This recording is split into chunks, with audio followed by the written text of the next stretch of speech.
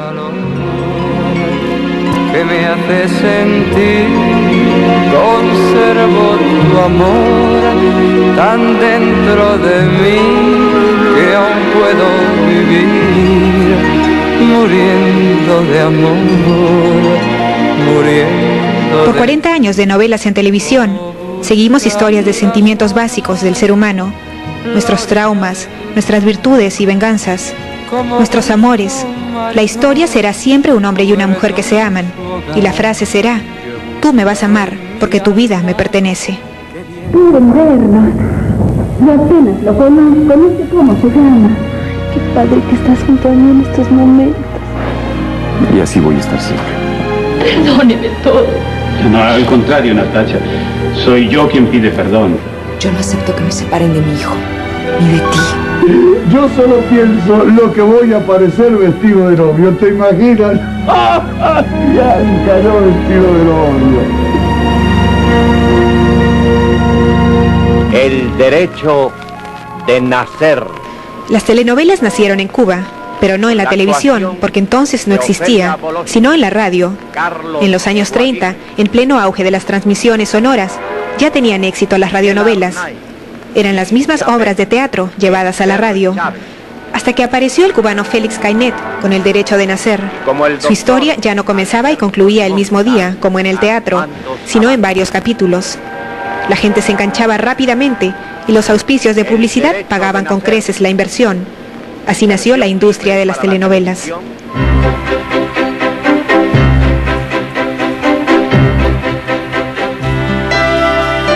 Es algo muy latinoamericano en realidad, ¿no?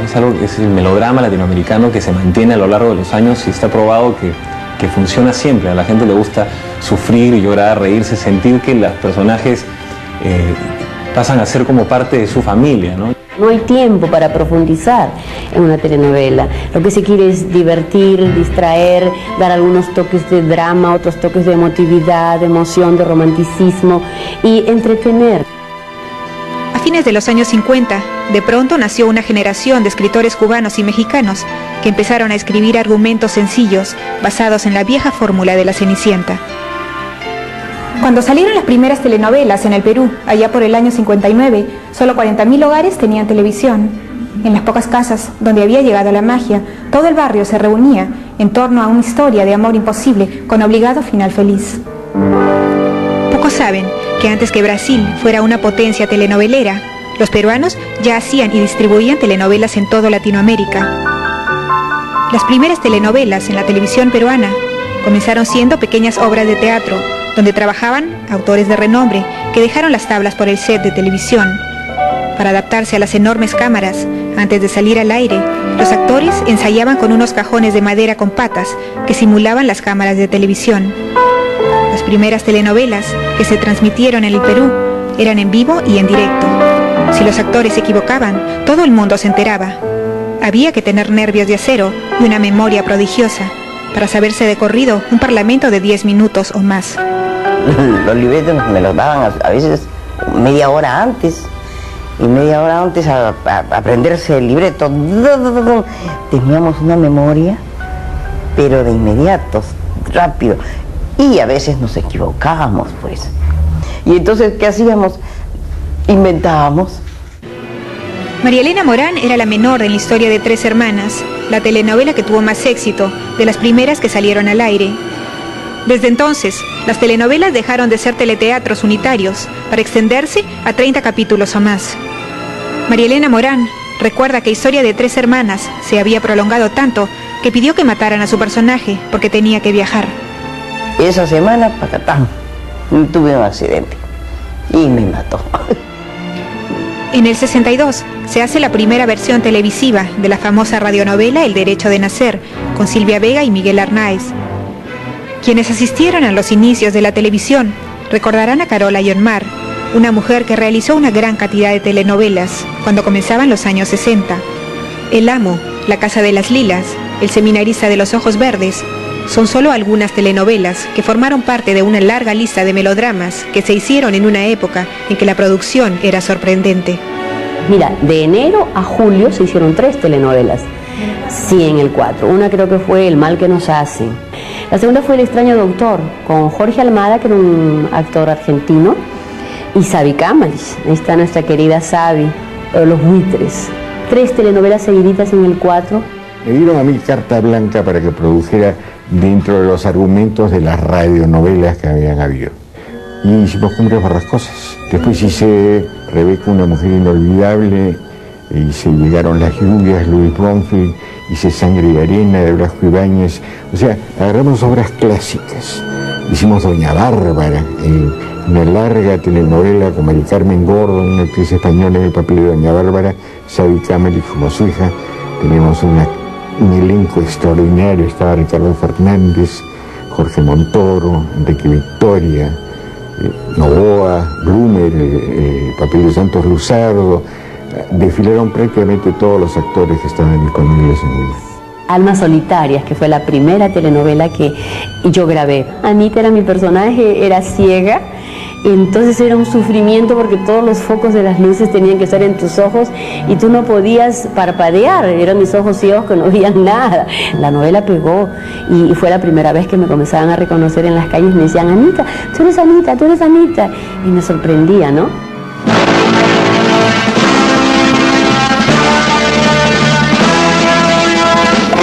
Gloria Travesí, Fernando Larrañaga en...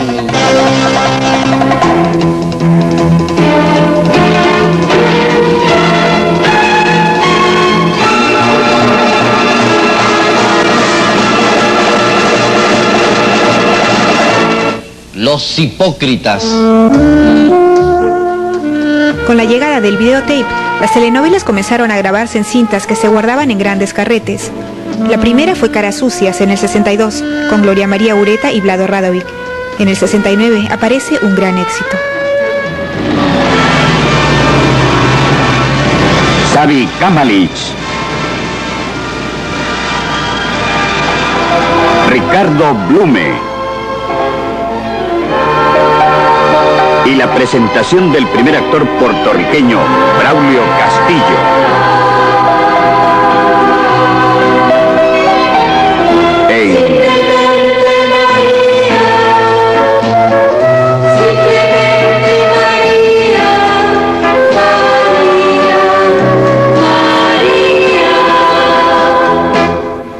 Simplemente María es la telenovela peruana que más se recuerda, el primer éxito masivo de la televisión.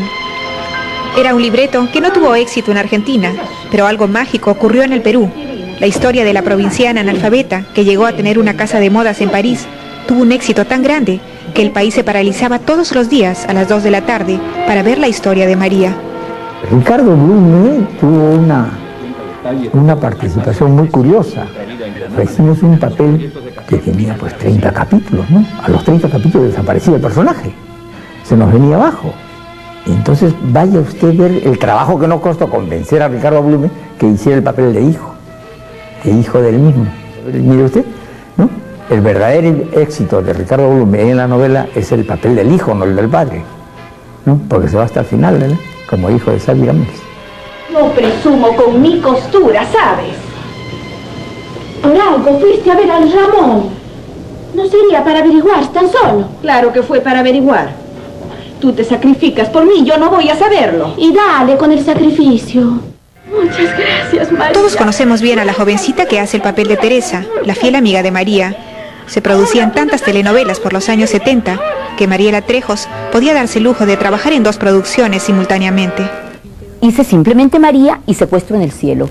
La Teresa tan humilde, tan simple, tan sencilla, tan dulce, para ser una vampi así de esas de tierra adentro, ¿no? Una medio salvaje, medio así.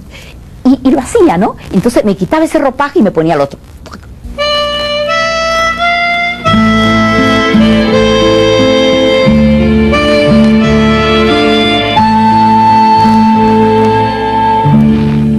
Deshojada florecita,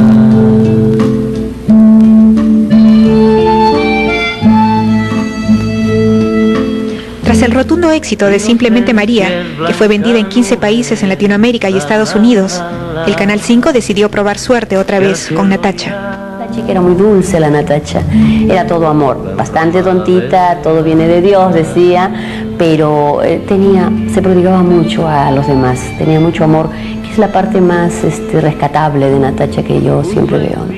Cuando era tu sirvienta, me tratabas de usted. Tenías para mí las mismas gentilezas que para una señorita. Quien te juzga no ha vivido lo que tú viviste para ser al fin una mujer. Oh, Natacha, oh, Natacha.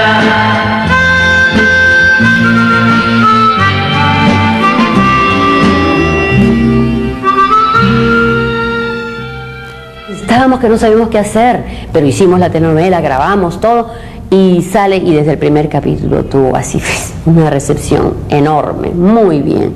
Éxitos, éxitos, éxitos, bueno, felices y respiramos finalmente y vaya, ¿no? Hemos respondido.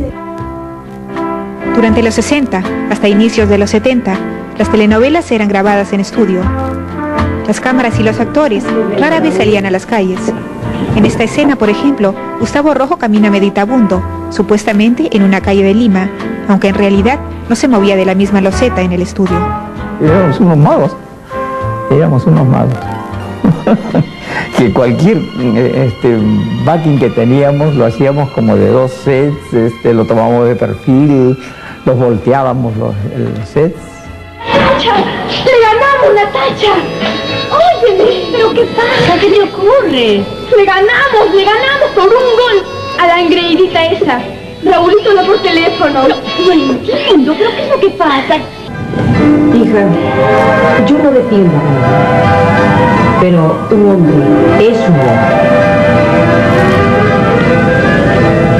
Y una mujer es una mujer. Quien te juzga no ha vivido lo que tú viviste para ser al fin una mujer. Oh, Natacha, oh, Natacha.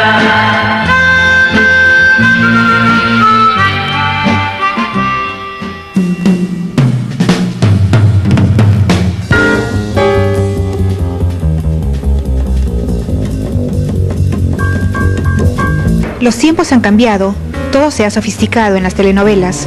Ahora trabaja mucha gente en una producción. Los escenarios ya no se cambian para cada secuencia, ni las luces tienen que moverse. Ahora puede repetirse una escena varias veces y editarla mejor. Por estos tiempos, los actores ya no tienen que buscar en el baúl de la abuela para conseguir un vestuario de la época. Ahora se puede pasar del día a la noche en un solo lugar, pasar de una escena en una casa sencilla del campo a la mansión de la ciudad. Cuando termina la telenovela, todo se despega, se desmonta, desaparecen puertas y paredes. Acaba el drama, pero no la fantasía. La historia continúa.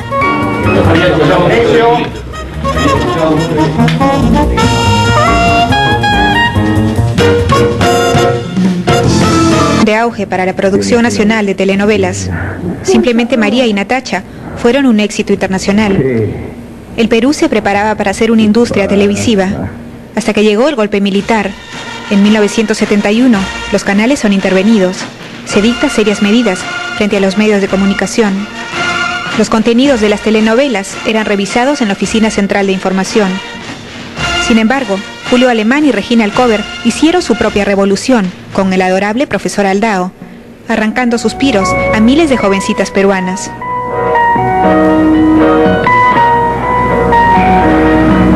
Te quiero, Mariana. Te quiero. No eres un hombre para una chiquilla. Las cosas simples de la vida nos dan siempre alegría y sola la felicidad. Las cosas simples de la vida nos dan siempre alegría y sola la felicidad. La única profesora que hay en este barrio soy yo, mamá. Capacitada, ¿eh?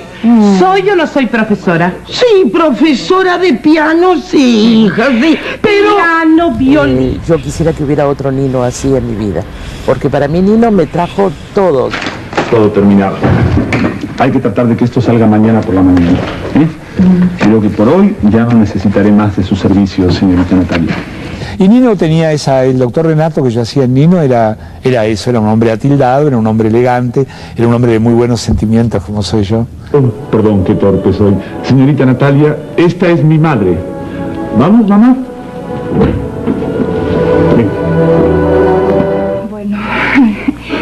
yo también me voy, se hace tarde para comer. Hasta luego, Nino.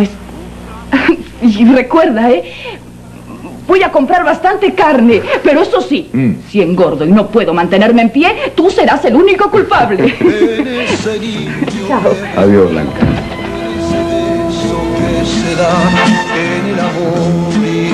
Tras el éxito de Nino, Osvaldo Catone es recibido en Lima como un héroe.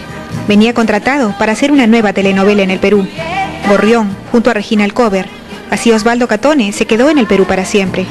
Genaro Delgado Parker me contrató para Panamericana para hacer este Gorrión, que luego terminó en el 4 Gorrión, porque hubo una época, en el año 74, en que se formó lo que se llamó Telecentro. Se fusionaron 4 o 5 cosas de gobierno, política, bueno, ya pasó todo eso. Y entonces terminamos grabando acá en los estudios del 4, justo en el set donde ahora estoy haciendo Utilísima. Con el desarrollo de la televisión, la radionovela pasó a ser telenovela, pero su esencia y columna vertebral sigue siendo la misma.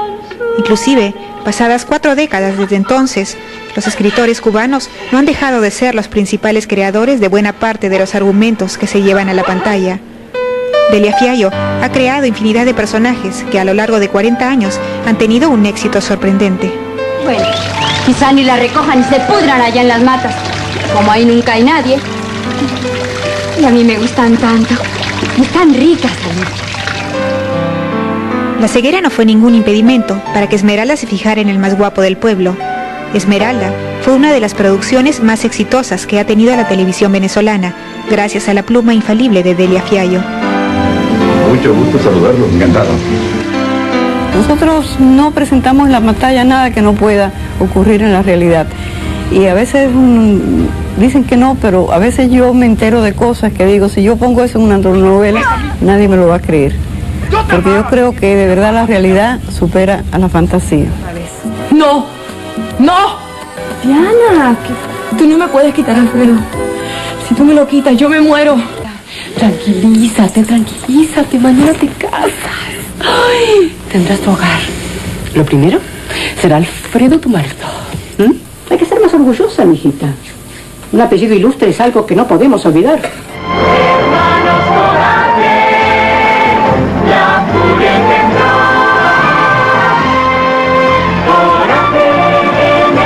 Comenzando los 70, antes de que el régimen militar pusiera trabas a la producción telenovelesca, se produjo Hermanos Coraje, de Janet Claire, un clásico brasileño. Por esos años ya era difícil exportar telenovelas peruanas. Uno de los recursos para entrar con buen pie al mercado internacional era hacer sociedad con otros países, como México y Argentina. Hermanos Coraje fue rodada en México y fue la primera telenovela que mostraba muchas secuencias en exteriores.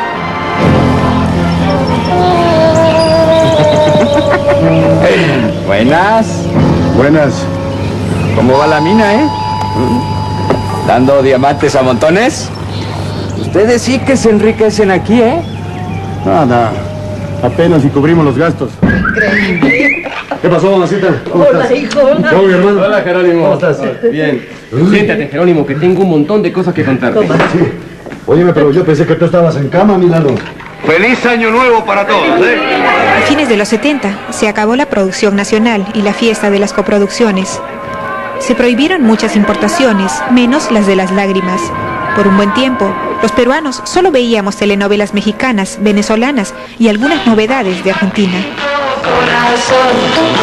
No hay en el mundo un ser como tú, tan buena y elegante. Papá, ahora seré como todas las otras chicas. A fines de los 70 aparecen dos fenómenos en la televisión. Los ricos también lloran y Colorina pasaron a ser historia en el lacrimógeno mundo de las telenovelas. Verónica Castro y Lucía Méndez encabezaban la galería de divas mexicanas que difícilmente pasarán al olvido. Lucía Méndez juega más con la diva, con la imagen de mujer bellísima, inalcanzable, un poco distante, un poco... En cambio la Castro no, la Castro es más la chica de barrio, la chica de pueblo, funciona mejor en papeles que tienen que ver con eso. No en vano tiene Los ricos también lloran, tiene Rosa Salvaje, personajes así, muy cercanos a una, digamos, a una clase popular. La Méndez no, tiene novela más sofisticada, tiene La Colorina, tiene... ¿A quién amaste más? ¿A Fernanda? ¿O a La Colorina? Has llenado de ti mi vida. La Colorina marcó una época de telenovelas enlatadas. La mayoría llegaban de México. A pesar de la crisis, los peruanos no podían dejar de ver sus historias, aunque sean otras voces las que hablaban. Melodramas clásicos como Los ricos también lloran conquistaron al público en los 5 continentes. Varias generaciones disfrutaron de las picardías de la traviesa Cristina en Mundo de Juguete.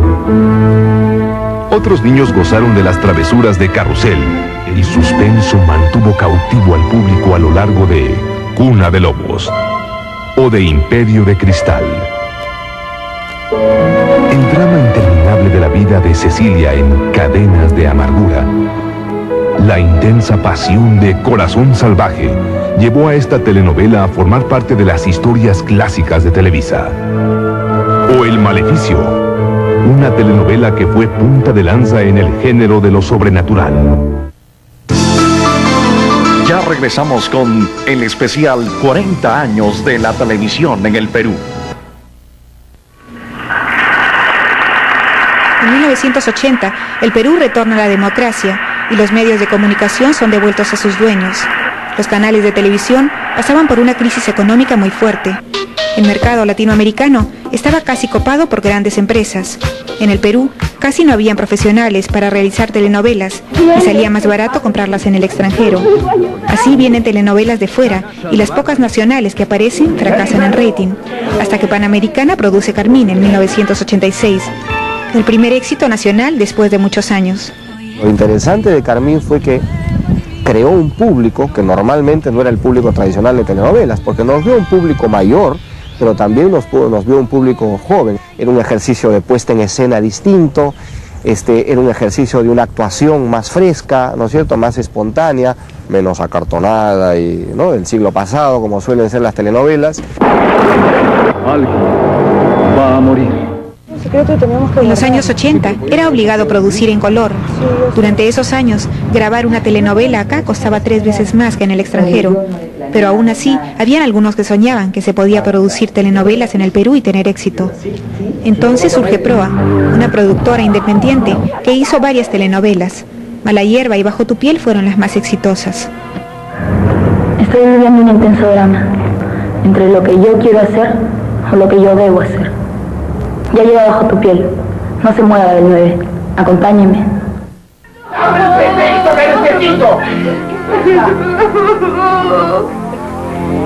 Alejandro, por Dios, ¿pero qué están haciendo ustedes? Lídenos. Lídenos. Nuestros hijos.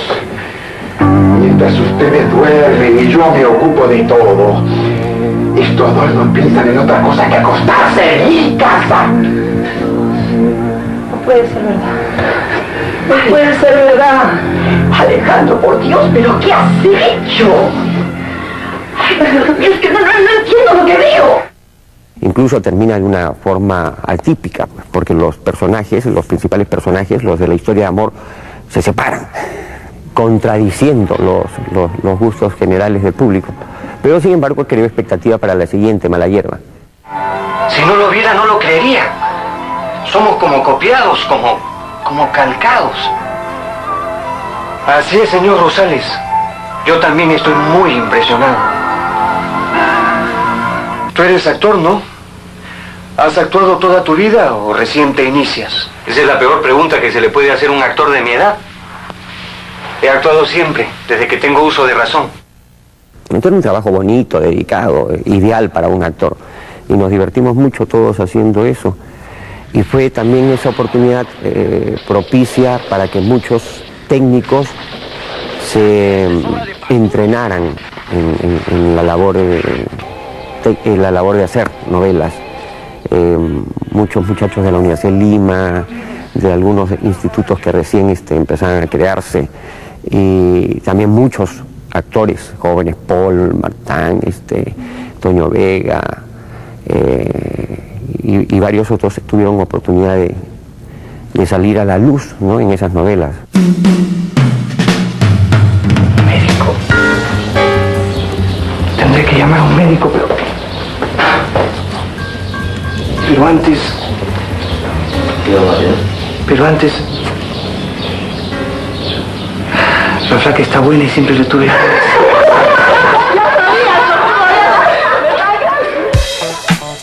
Las telenovelas de los 80 son más ágiles, tienen elementos de humor, se graban en exteriores, la gente identifica los lugares de la ciudad, se daban además situaciones cotidianas y de actualidad. Ya no hay la historia de la pareja protagónica, casi no existe eso. Hay un protagónico y hay una protagónica, pero alrededor de ellos hay un montón de personajes que cada uno tiene su propia historia.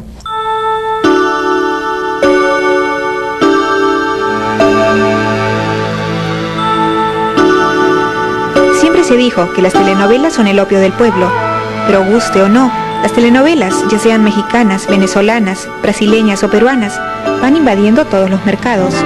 Los rusos aman a Verónica Castro y los italianos hace rato cambiaron a Sofía por Thalía. Ya no tiene nada de raro ver a una actriz brasileña hablando en chino, o en ruso, o en francés. Las primeras telenovelas brasileras llegaron al Perú cuando comenzaban los años 80. Esta nueva forma de melodrama, cargada de realismo, tuvo mucho éxito en un sector de la población.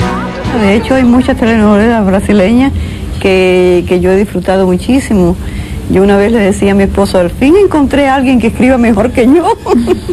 Había una novela que se llamaba Baila conmigo, que a mí me fascinó, me gustó mucho. ¿A dónde se ha ido el dinero? Revisa tus cuentas para que lo veas. No me has querido dar un poder. Es la culpa, Rebeca, ¿sabes por qué? Oye, no te metas, Alicia, no te metas, Alicia. Basta ya, no te metas. ¡Te estoy defendiendo a ti, ¿Qué le vas a estar defendiendo? ¡Sigues ahí! ¿Por qué no agarras a tu hijo y te vas?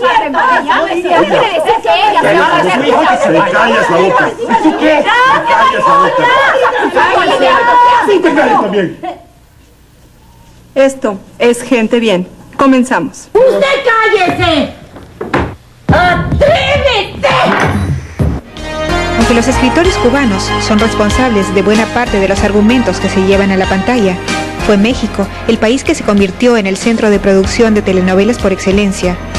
Televisa se lanzó en 1958, cuando no era ni la sombra del imperio que es ahora, con un experimento titulado Senda Prohibida, y tuvo tal éxito de audiencia que este género ha sido desde entonces su mayor fuente de ingresos.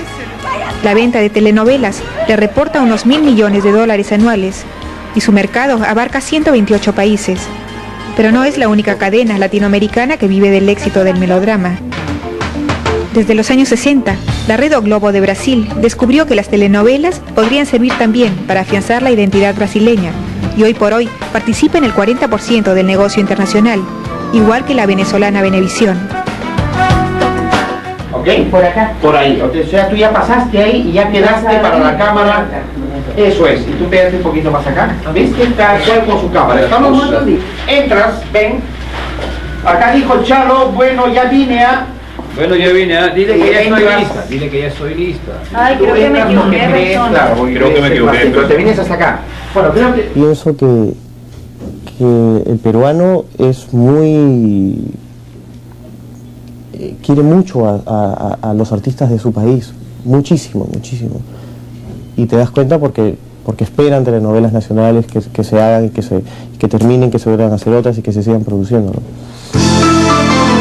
Ya regresamos con el especial 40 años de la televisión en el Perú. Más abajito del edificio donde vivimos. Es un sueño. Es sabido que toda telenovela tiene que incluir venganza, odio, pasión, celos, infidelidad, traición y desgracia. Solo así puede tejerse una trama donde siempre surjan nuevos problemas. Los conflictos no pueden resolverse sino hasta el final. Es una norma obligada en todo melodrama. Ya están a punto de casarse o se logran casar y de repente viene alguna tragedia así que hace que los separen, ¿no? ¿Qué hago aquí? Estás en el hospital.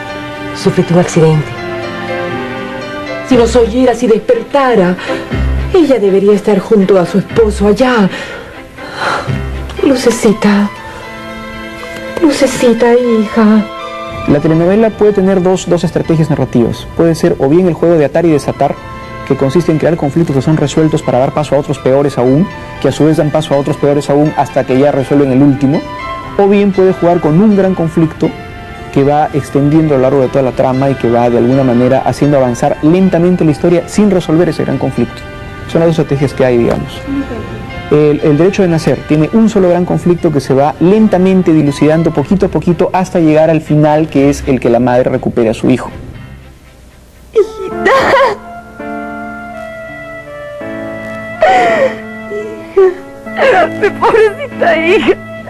La historia de María Mercedes es la de una niña abandonada por sus padres. Luego, su propia historia se repite. Desde el derecho de nacer, la historia del hijo abandonado es pieza clave en el melodrama latinoamericano. América Latina es un país de familias deshechas, es un país donde la ausencia de padres es notoria, donde hay un sentimiento de orfandad muy grande. Entonces, en realidad la telenovela recoge ese sentimiento más o menos general de cierta clase, ¿no? Y lo lleva a escena. Nunca se puede asegurar el éxito de una telenovela, pero uno se pregunta qué debe haber para que una historia funcione.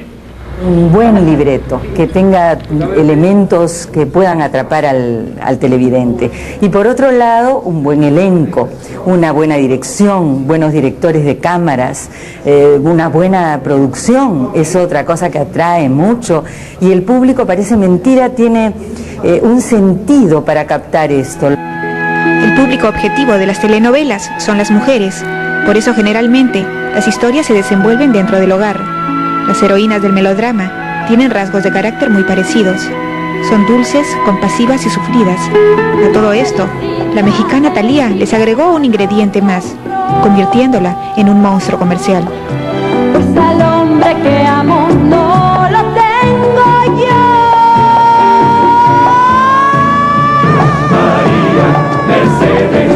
María Mercedes, María Mercedes, María Mercedes. Hay una cosa que funciona que es tremenda. Thalía sigue siendo de la pobre huerfanita o la campesinita que viene y que se enamora el hombre rico, pero que tiene una cosa agregada a eso, tiene una sensualidad, ella es erótica.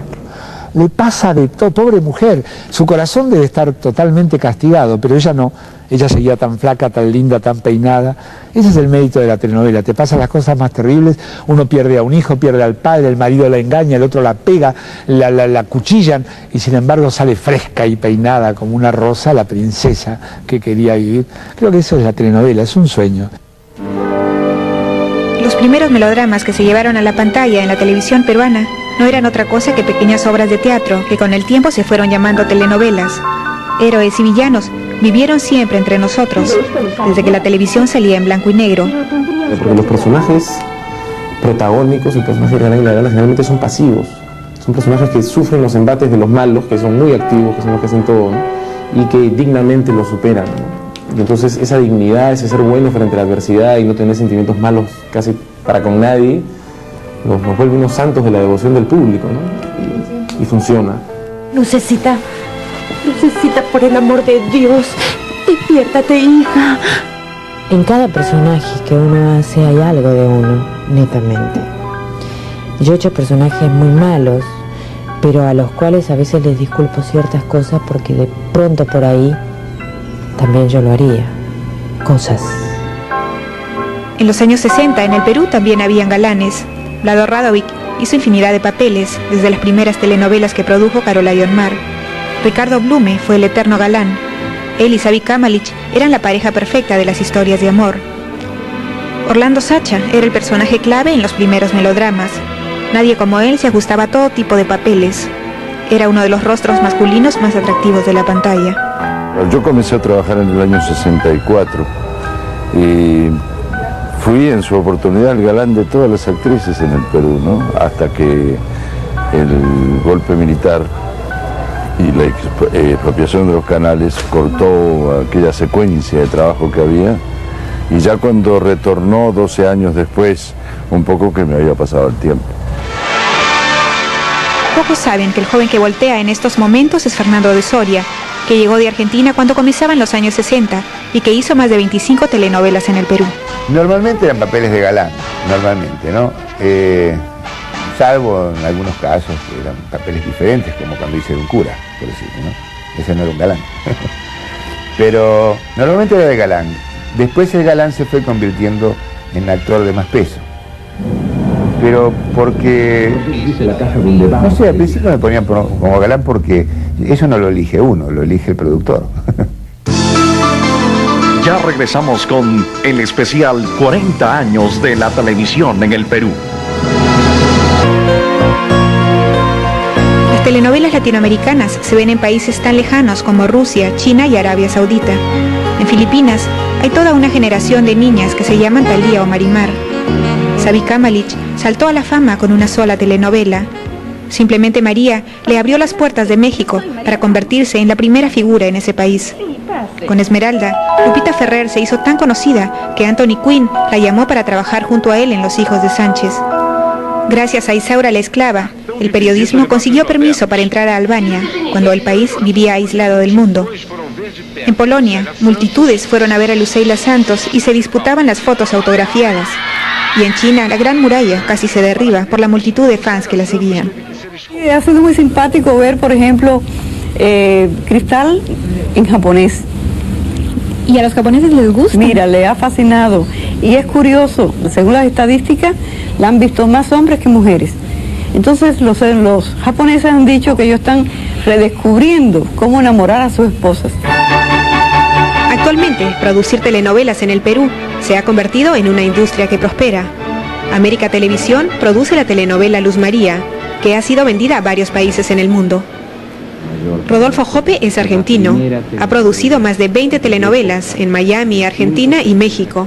Ahora es productor de Luz María, y él es en buena parte el responsable de su éxito. Para hacer una novela, el director trabaja entre 8 y 11 horas aproximadamente, y el productor debe acompañar. Por lo tanto, lo que yo hago en este momento son aproximadamente entre 10 y 12 horas diarias. Con Luz María estamos trabajando 5 días por semana y hacemos 5 capítulos. O sea, la lógica es hacer un capítulo diario, no la lógica. Lo que conviene por los números, por respetar el presupuesto.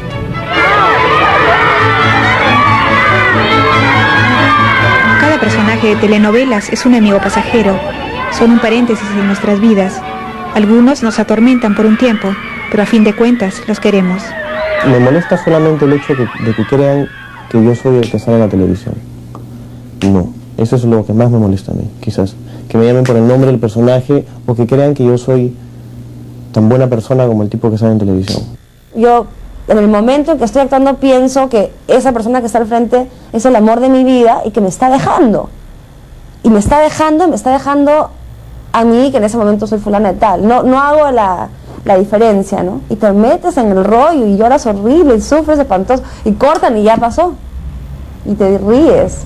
Es un poco esquizofrénico el trabajo. Te quiero, vida mía, te quiero noche y día, no he querido nunca así. Un beso es el momento más esperado en toda historia de amor. Uno se pregunta si serán o no de verdad. Hay muchos truquitos, ¿no? A veces lo puedes besar, porque si es una escena muy apasionada, tratas de realmente ponerle pasión, aunque no lo sientas por el actor. Pero a veces cuando es un besito, una cosa, pues el pelo te tapa. No es que besarse sea lo máximo del mundo. Hay personas con las cuales puedes besarte, hay personas con las cuales no te provoca de repente. Siendo quizás chicas muy bellas, ¿no? Y de repente no sientes esa compenetración para trabajar.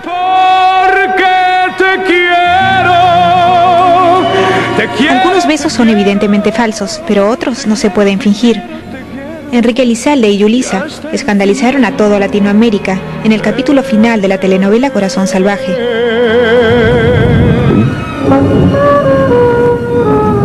Los actores eran muy conservadores por aquel entonces, y el público también. Savica Malik jamás se besaba en la boca. Justo antes del beso, la escena se cortaba. Fue la primera vez que yo tuve que besar a un actor y me moría. Era tan terrible porque entonces él tenía que hacer la escena, yo la hice, pero incapaz de abrazarlo, estaba con mis brazos colgados. Hasta que él me llamó la atención después porque vio la escena y me dijo, Celia, me dijo, ¿cómo haces una escena así? Con mis brazos? Dejarlo de verdad, tienes que abrazarme. Me dio vergüenza. Pero no todas las actrices de entonces tenían problemas para besar. Silvia Vega y Antonio Urrea se besaron en plena boca en el año 60. Dalmacia Samojot y Hernando Cortés hicieron lo mismo en Celos en el aire, justamente cuando los besos salían al aire, tal como se daban. María Elena Morán fue la primera mujer en besar en la boca públicamente a otro hombre que no era su marido. Y entonces el lado Rodríguez, que era muy fuerte, pues me agarra fuerte y me dice ¡pah! Y me da un beso, de verdad, yo me quedé muerta porque ¡ay, Dios mío!